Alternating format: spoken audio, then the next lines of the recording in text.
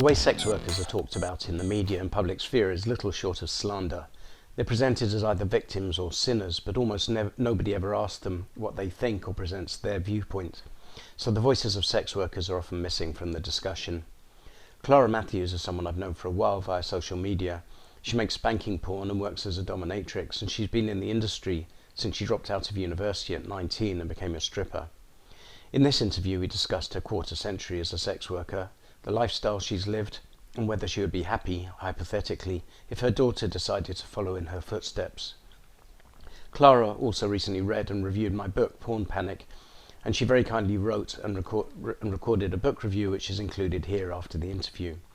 I've long campaigned for voices like Clara's to be heard, for sex work to be decriminalised, and for an end to the stigma around sex work, sexuality and sexual expression. If you'd like to support my work and help me produce more content like this, you can help by making a small contribution at patreon.com/Jerry Barnett. Hello, Miss Matthews, hello. Hello, Jerry, lovely to hear you. And I can call you Clara, I believe. You can indeed, Clara's good. Yes, I've been Clara a while now, so I always respond to Clara.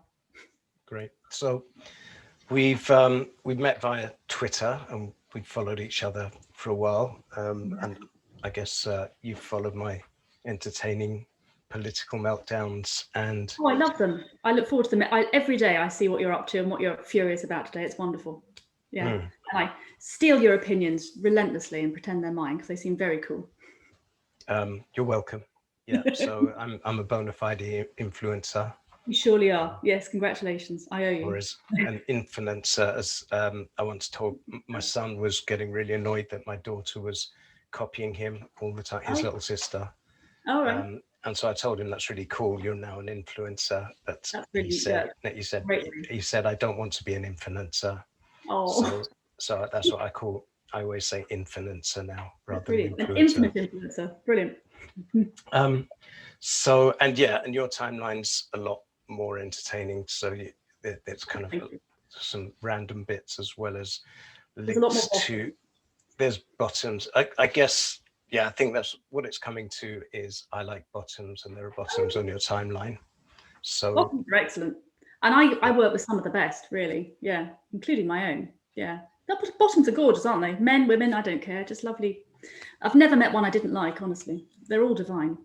Yeah. I've always been quite bottom oriented. I follow a very interesting guy on Twitter called Marxist Soccer. I don't know if you've ever come across him. I don't know him. No. He's an American Marxist, but he's also he's pretty cool and a very smart commentator. But he's also got this theory that progressives are, or as he said it, Marxists are bum men, and fascists are boob men. And he's it's quite an interesting theory, but it rings true to me because I'm a bum man rather than a boob guy. Then I'd like to think of myself as that indicates my progressive leanings.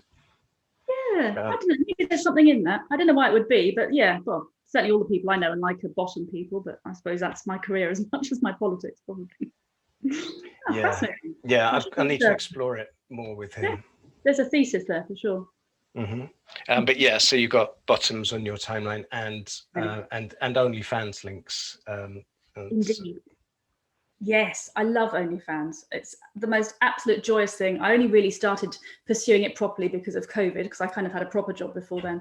But I've loved it. It's a chance to, be creative and have fun and play with lots of beautiful women and explore my sexuality and get paid really well for it. It's just magnificent treat. I mean, I really think I found what I'm meant to have been doing all these years, finally. So thank you, COVID. More of it. And thank you, onlyfans.com. Oh, thank you, OnlyFans. And thank you, horny men and women. I have quite a few women following me there as well. It's wonderful.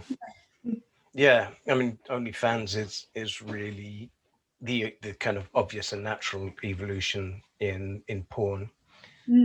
And I think what's interesting, when I used to run a porn site, that kind of closed 8 or so years ago. But one of the things that slowly dawned on me was that even though lots of people like porn and they'll buy, back then they would buy a bit, they don't buy it now, but they'll buy a bit and kind of come back to it and wank and so on. There was a minority of guys who for whom the characters of the actresses were really interesting, and they followed the actresses as personalities, and they would get excited when such and such had a new DVD release, and or such and such did her first ever anal scene, and this kind of thing. And so what I found, porn, for a minority of people in porn, and I think it's the same for lap dancing and that kind of thing, that guys will have favorites and they'll latch onto them, and it becomes it's a relationship as well as just sexual entertainment. No, very much so. I really relate to that. And the fact that I write as well in my vanilla life means that I can use OnlyFans and my sort of the way I can create a narrative and introduce characters and cliffhangers. That's actually been incredibly useful. You know, finally, I'm making some money off my literary talent. And yeah, it's true. They do want that relationship. They do want a slice of your real life. They love hearing the funny stories about the sleazy photographers, or I'm excited I'm working with this girl I've admired her for ages and it's thrilling. They love all that. It's like a soap opera. And I love creating it. It's wonderful. It's exhilarating stuff. Yeah, which kind of answers the point to an extent that porn is just base and it's about objectification and reduces people to body parts and that kind of thing. I don't think the human mind really works like that. It really doesn't. Honestly, I've never felt less objectified. If you just put tits on OnlyFans, you're not going to get anywhere because, you know, tits is tits. They don't vary much, particularly on the same woman. Tits in the kitchen, tits in the woods. Meh. Yeah, they want to hear how you felt, you know, when you got your tits out in the woods. That's what they want.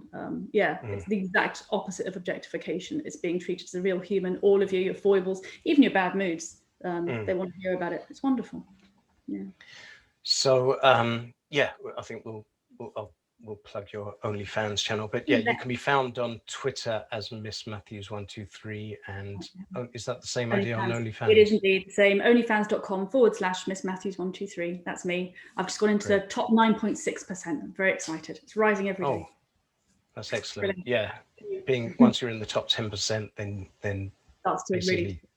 Yeah. So you're basically, if we ever meet, you're buying the drinks. That's what that means. You're on. I definitely owe you. So, and also, as an aside, you also read and reviewed my book recently, which I have.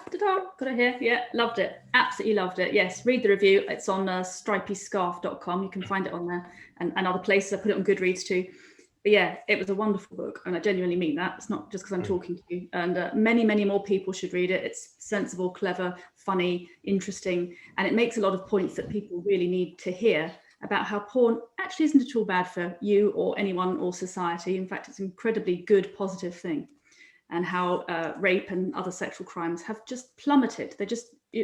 Since the advent of internet pornography. And in places where they don't have ready access to internet pornography, sex crimes tend to be higher.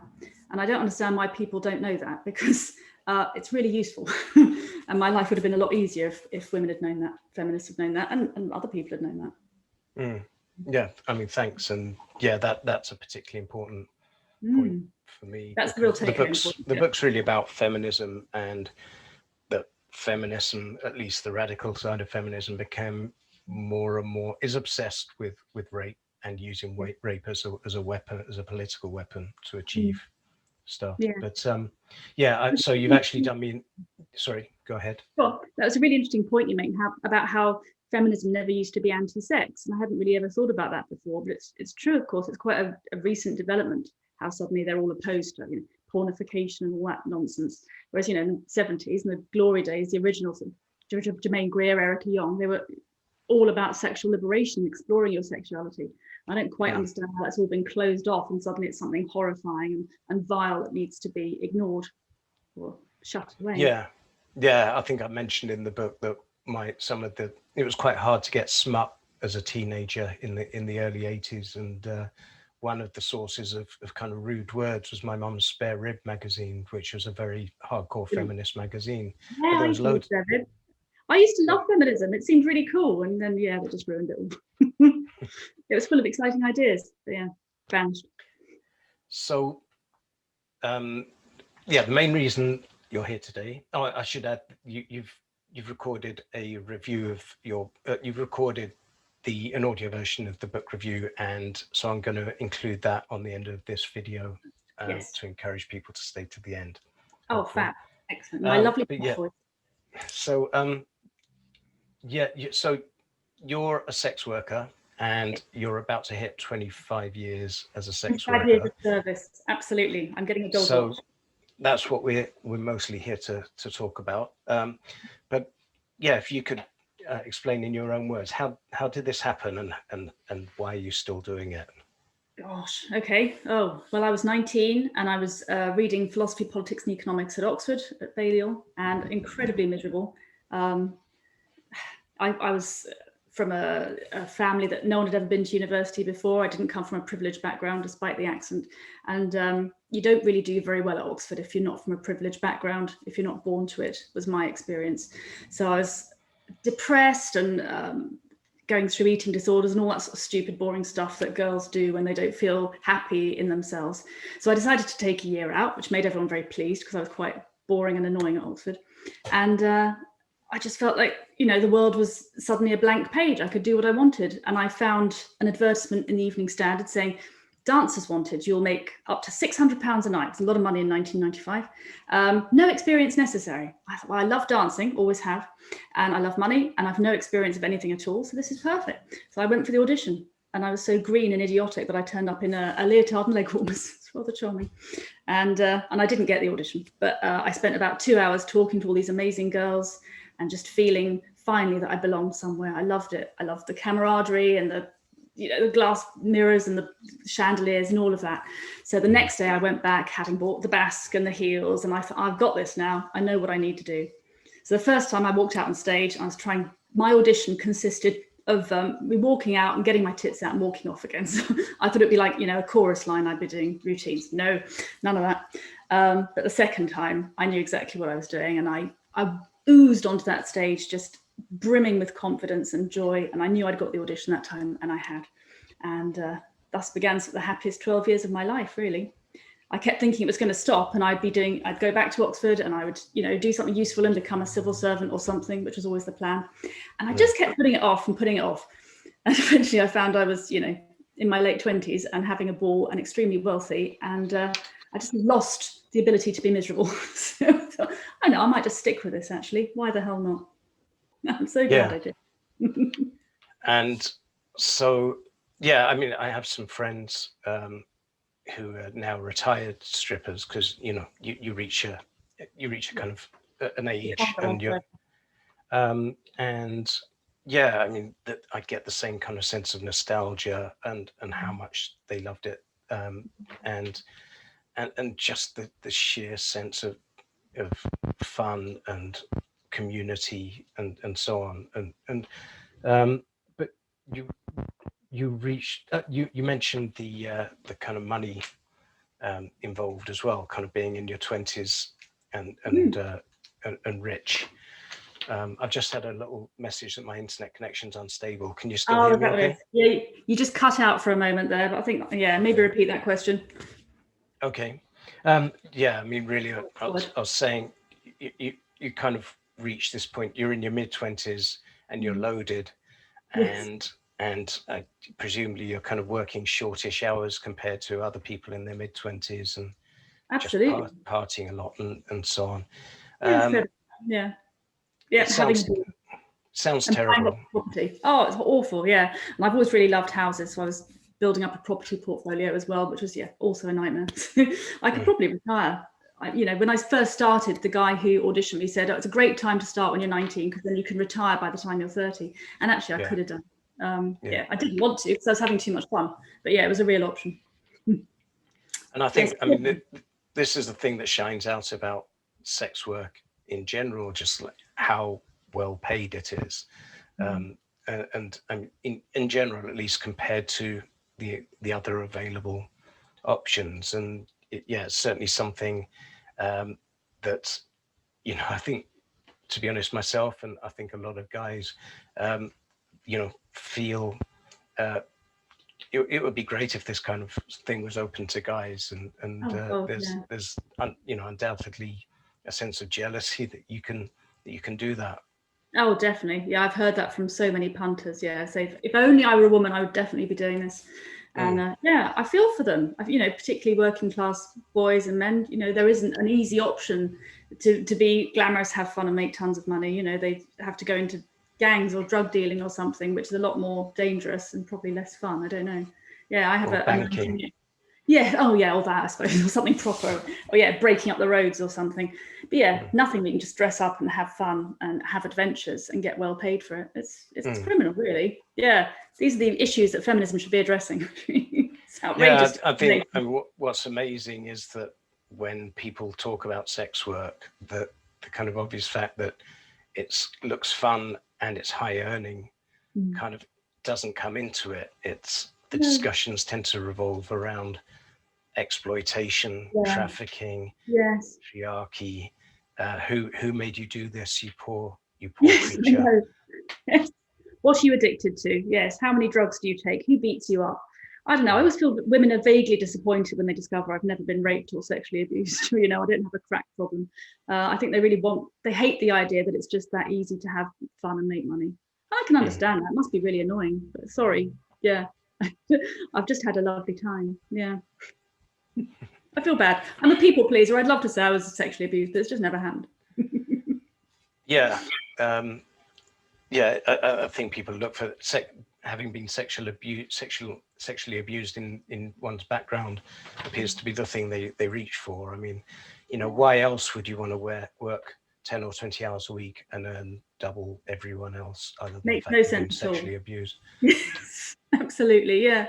And I'm sure, of course, I'm sure there are women out there, it's quite a big industry. And if you look for those stories, of course you can find them, like you can women who work in Asda or something, but it doesn't really prove anything. And God, they love those stories. Yeah.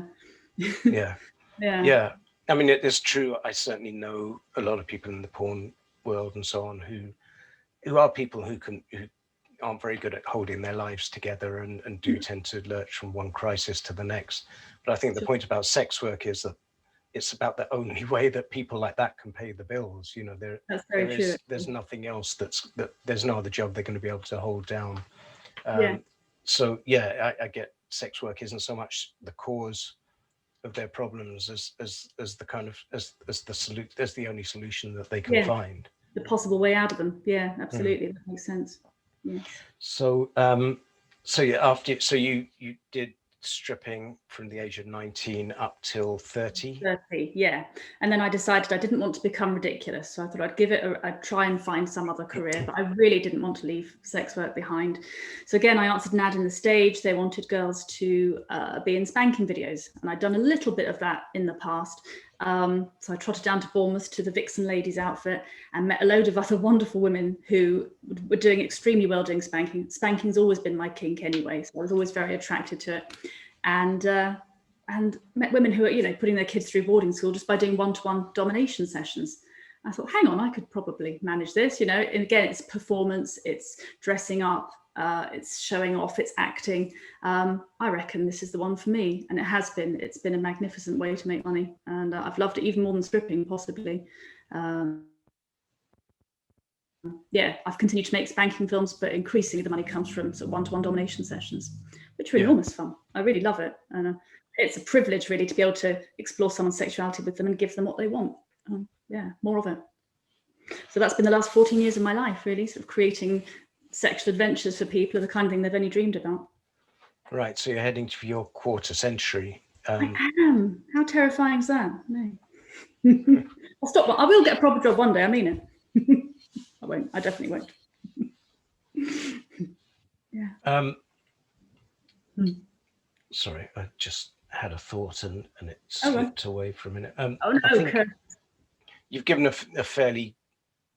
We have a fairly clear idea what you think about your work, but I'm going to pick out this word empowerment that so many people, so many enemies of the sex trade and anti-porn people and that kind of thing tend to use this word, that they say, how can you be empowered by doing something like that? And I've always found it a weird and slippery question. And as a man, it's quite a hard question to encounter in a debate, because how do I answer that? But I mean, of course. What does empowerment make you think? And are you empowered? Oh gosh, yes. How could you not be empowered? I'm doing exactly what I like doing all day long. I feel, I get all the attention that I need. I make all the money I need. I feel valued every inch of me, and I really feel it. This career uses every aspect of me, and I couldn't do it if I weren't clever, confident, eloquent, as well as tolerably attractive. Actually, I'm not that attractive. It's really about my character. So I do feel utterly valued, utterly used isn't quite the word. I feel that the best of me is being exhibited and enjoyed and valued. Yeah, and that's what empowerment is, I guess, as well as all the lovely money. But it's more than that now, really. As I say, I don't really need the money now. I do it because it makes me feel happy to, bring people what they need and feel useful and also adored. Yeah, there's really no negative side. I've found a lot of people I've spoken to pretty much universally say that they feel better about their bodies doing porn or stripping or whatever than they did before they did those things.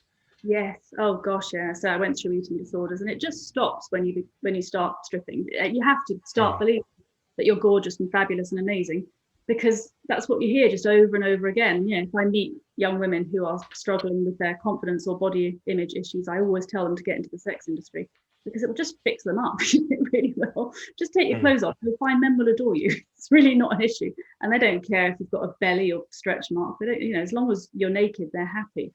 So women are always very cross, men very happy when they're naked. Yeah, take your clothes off, you'll be fine. So when you say women get cross, I mean, what yes. reactions do you get? Oh well, when I was doing stripograms, I had some terrible abuse from women. I always hated doing birthday parties rather than stag do's when I knew women were going to be present, because there's all the sort of undercurrent of violence in the air. My agent always told me to use the men's loos instead of the women's when I was out on the job, because women will hurt you if they get the chance. And I was never hurt because, people just laugh at me because I got the silly posh voice and I'm not very confrontational. But some of my friends did. They got glassed, they got punched, they got things done to their cars and so on, and always by women. Women are just so angry about sex workers.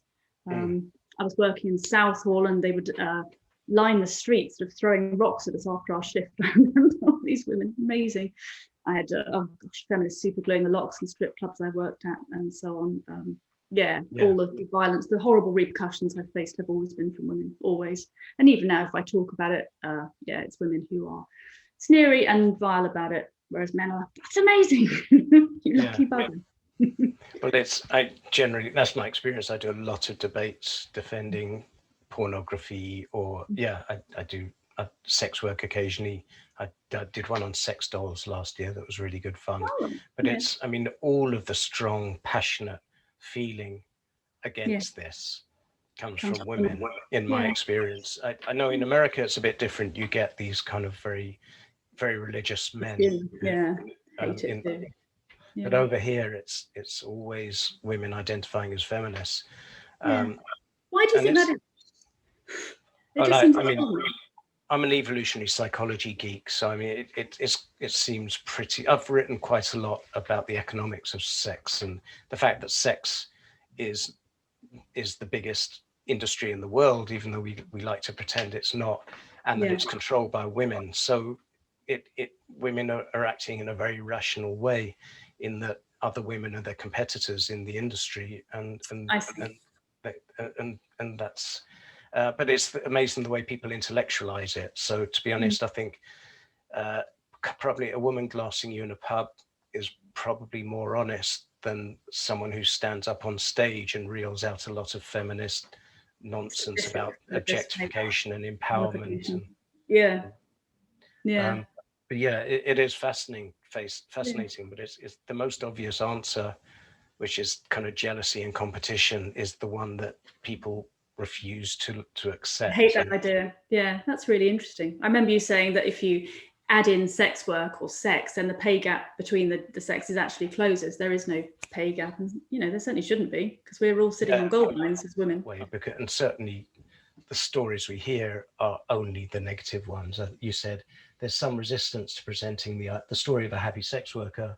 If I were a wretched, abused crack addict, I bet I'd be all over the press, and that's kind of so do you have any feel, I mean, how many people do you think feel the way you do versus people who hate it or who feel coerced in some way? 25 years, I must have met thousands of sex workers, literally thousands, and I genuinely cannot think of anyone who's hated it. I really can't. I mean, who's really felt, and certainly no one has ever felt exploited or pressured by a partner or a pimp. It just hasn't happened. All the women I know, and I count hundreds of sex workers in my friendship circle and thousands more on Twitter, having a lovely time. They really are. So this media representation of us, as you said, is just miserable wretches who are desperate to do anything else. I don't see it. I'm sure they're out there, as I say, but I don't see it. I was furious when COVID broke and there were all these articles about how, sex workers were all just dropping off their perches because they couldn't make money in the normal way. We were all diversifying. We were all making money in new ways. We were, doing distance disciplines, selling dirty knickers. We're a happy, resourceful, energetic bunch. We're used to not being looked after by the state. So we get on and do it ourselves.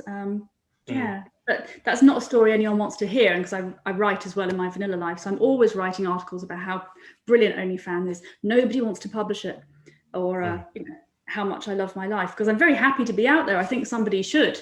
I'm very happy for my face to be shown and to talk about this stuff, but nobody wants to listen. So thank you for giving me this platform.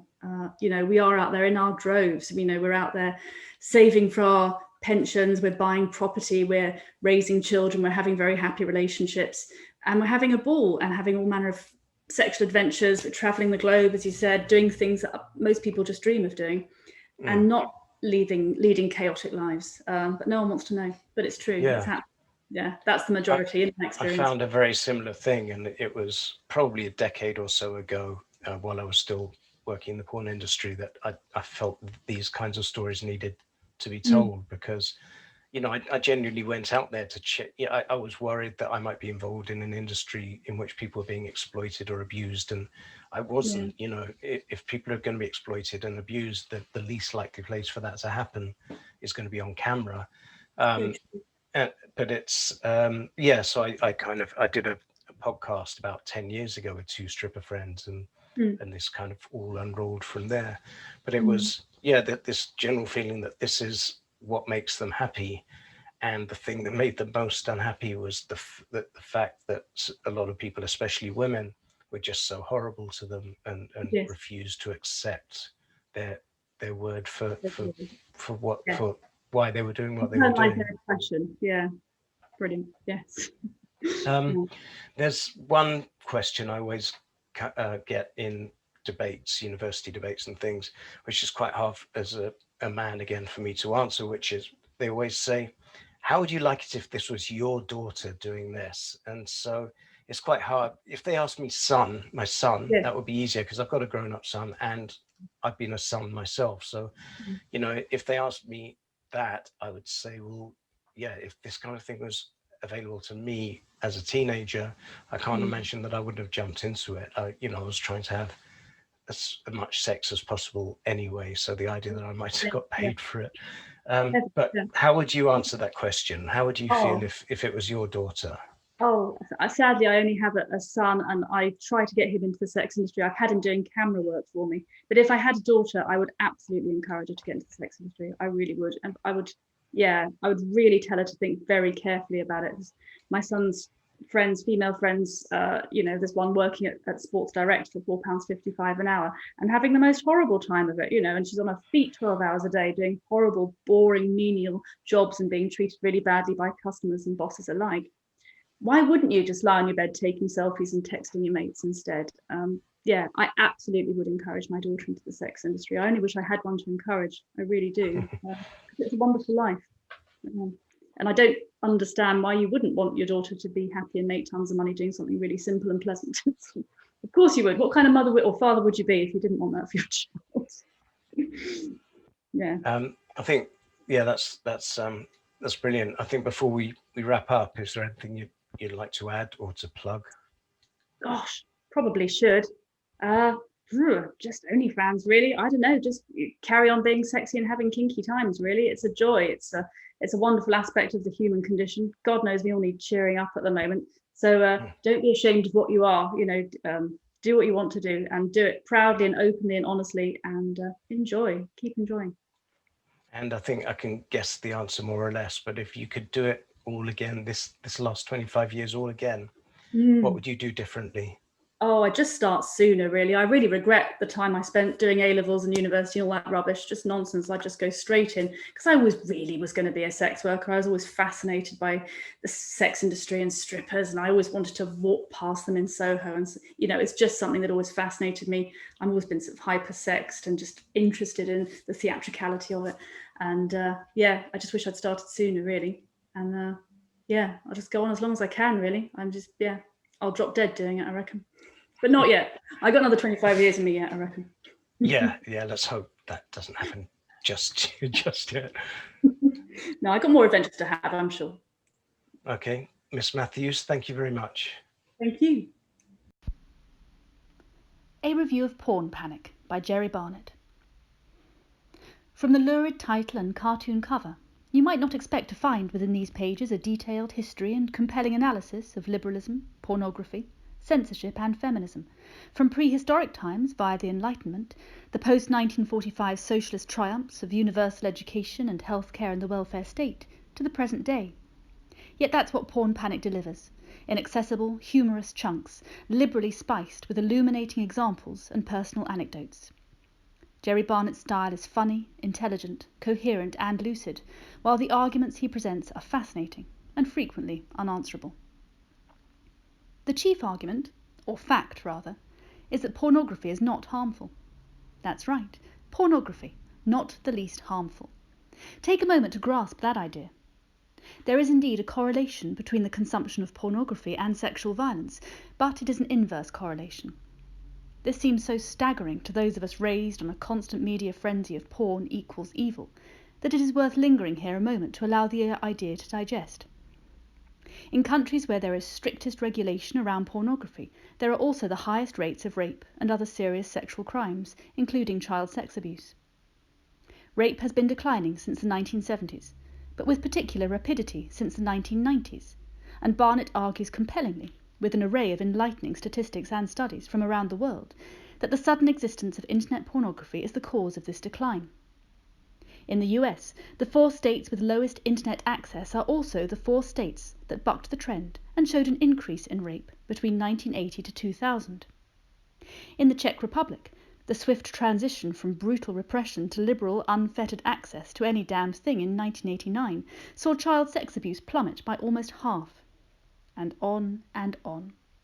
In multiple studies from across the world, easy access to pornography is linked to lower rates of sex crime.